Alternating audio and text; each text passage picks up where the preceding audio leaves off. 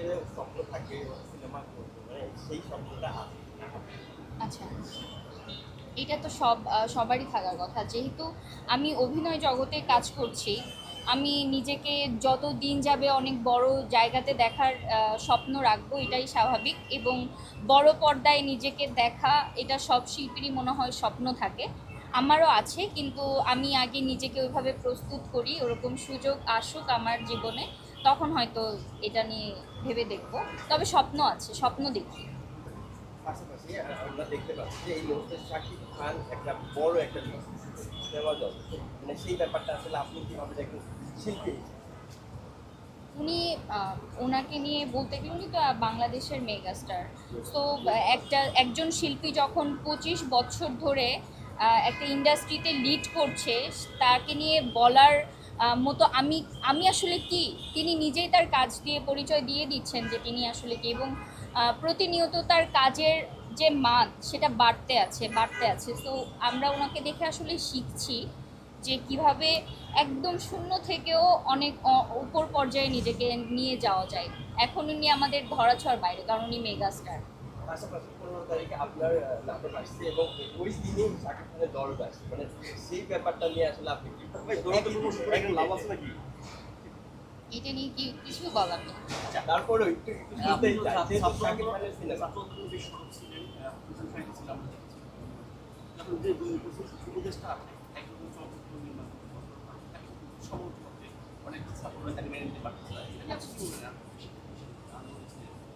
আচ্ছা, আমি আমি মূলত একজন শিল্পী হিসাবে মুস্তফা সরোয়ার ফারুকী স্যারকে একজন নির্মাতা হিসাবে চিনি সর্বপ্রথম।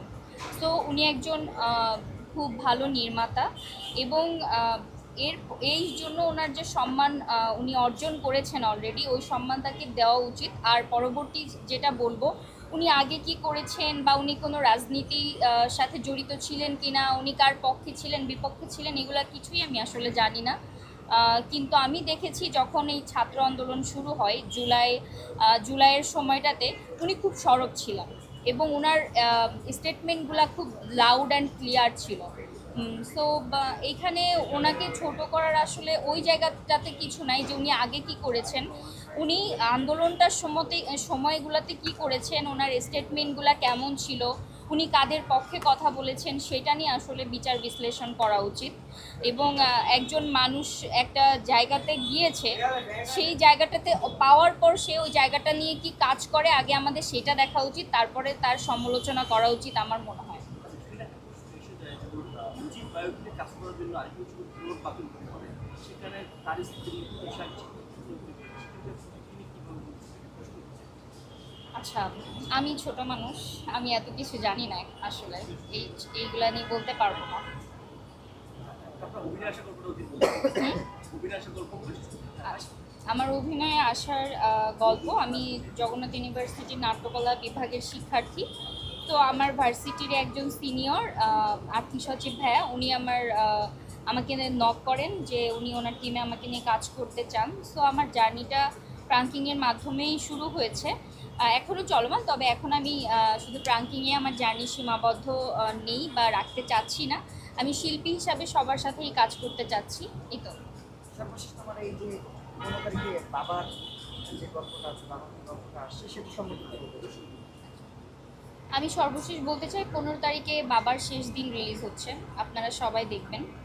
এটা প্রত্যেকটা সন্তানের দেখা উচিত এবং বাবাদের তো দেখা উচিতই, বাবাদের জন্য আমি উপহার দিয়েছি, তবে সন্তানদের দেখা উচিত। কারণ যেন ওই সম্মানটুকু আমরা যদি কোনোভাবে আমাদের দ্বারা মিসম্যাচ হয়ে যায়, বাবা মাকে না দিতে মানে সম্মান দিতে আমরা ভুলে যাই, কোনো কিছু অনেক সময় আসে না মেসেজ আকারে আমাদের কাছে, ওই মেসেজ আকারে একটা কিছু আপনাদের কাছে হয়তো এই কাজের মাধ্যমে পৌঁছাবে যে বাবারা আসলে সন্তানদের জন্য কি এবং সন্তানদের জন্য বাবারা আসলে কি। বাবা একটা বটগাছ, সেই বটগাছকে আমাদের মাথার উপরেই রাখতে হবে, আপনি লাইফে যত বড় হয়ে যান না কেন। এবং বাবার ও অনেক শখ থাকে, যখন আমরা বড় হয়ে যাই সন্তানরা, তখন ওই আমাদের ছোটোবেলার শখগুলো পূরণ করার দায়িত্ব যেমন বাবা মায়ের থাকে, ঠিক তেমনি সন্তান বড় হয়ে যাওয়ার পর বাবা মা যখন বৃদ্ধ হয়ে যায়, তাদের শখগুলোর দিকে আমাদের যত্নশীল হওয়াও সন্তানদের দায়িত্ব এবং কর্তব্য। Thank you.